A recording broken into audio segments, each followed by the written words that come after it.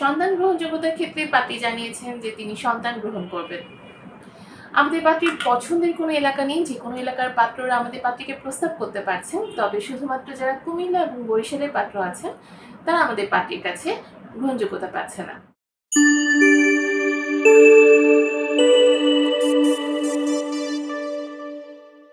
আসসালামু আলাইকুম।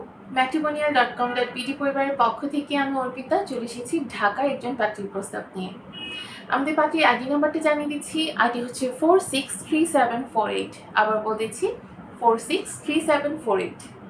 অলরেডি স্ক্রিনে পাত্রীর ছবি দেখতে পাচ্ছেন। আমাদের পাত্রীর নাম হচ্ছে নার্গিস আক্তার। তার ডাক নাম নার্গিস। বয়স 42 বছর, উচ্চতা 5 ফিট 2 ইঞ্চি। তিনি মুসলিম পরিবারের সন্তান, ধর্মীয় অনুশাসনগুলো মেনে চলেন। আমাদের পাত্রী হচ্ছে ডিভোর্সি, তার 2 মেয়ে এবং 1 ছেলে আছে। পাত্রীর শিক্ষাগত যোগ্যতা তিনি 5ম শ্রেণী পর্যন্ত পড়াশোনা করেছেন। বর্তমানে ঢাকার চানখারপুলে অবস্থান করছেন।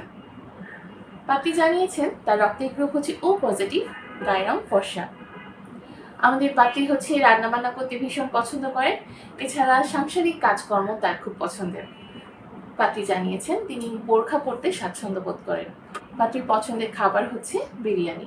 পাত্রী জানিয়েছেন তার 2 বোন 1 ভাই আছে। পাত্রীর স্থানীয় এলাকা হচ্ছে ঢাকা। ঢাকাতেই তিনি বেড়ে উঠেছেন। বর্তমানে তিনি তার ছেলে সন্তানকে নিয়ে ঢাকাতে অবস্থান করছেন। পাত্রী কিন্তু মধ্যবিত্ত পরিবারের সন্তান। পাত্রী জানিয়েছেন পাত্রের বয়স 42 থেকে 80 বছরের মধ্যে হলে তারা হচ্ছে পাত্রীর কাছে গ্রহণযোগ্যতা পাবে। এছাড়া পাত্রী জানিয়েছেন যাদের উচ্চতা হচ্ছে 5 ফিট 4 থেকে 6 ফিটের ভেতরে তারা আমাদের পাত্রীকে প্রস্তাব করতে পারছেন। পাত্রকে অবশ্যই আর্থিকভাবে সচ্ছল হতে হবে এবং পাত্রীর যে ছেলে সন্তান আছে তাকে গ্রহণ করতে হবে।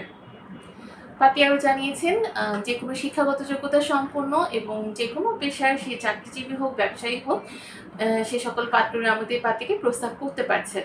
বৈবাহিক অবস্থার ক্ষেত্রে যারা ডিভোর্সি আছেন, বিপত্নিক আছেন, সকলেই আমাদের পাত্রীর কাছে গ্রহণযোগ্যতা পাচ্ছে। সন্তান গ্রহণযোগ্যতার ক্ষেত্রে পাত্রী জানিয়েছেন যে তিনি সন্তান গ্রহণ করবেন।